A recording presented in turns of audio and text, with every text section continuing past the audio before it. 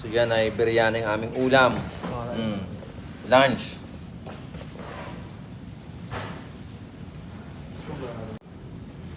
So yan, ito. Biryani. Biryani na naman. Walang katapos ang biryani.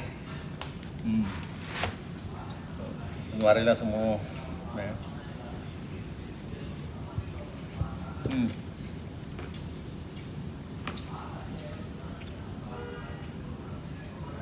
Wala ka natin manok eh. Tatlo manok lang. Dito lang ako. Wala siguro siya talaga yung style, kaya medyo malaking ganyan, ano? Hindi, 1.5 talaga ito. Katulad ng Nading. Kaya bili mo? 1.5. Anong 1.5. matam? Akin na, di? Katulad nung kay Nading, nung kinain namin. Di ano?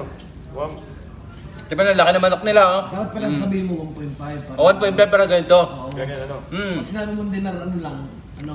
Dinaro ba? Kakunti lang yun. Tapos Katulad nasa white estero. rice pa yun. White rice. Ito, Ito. biryani. Sarap. Ganyan, ah.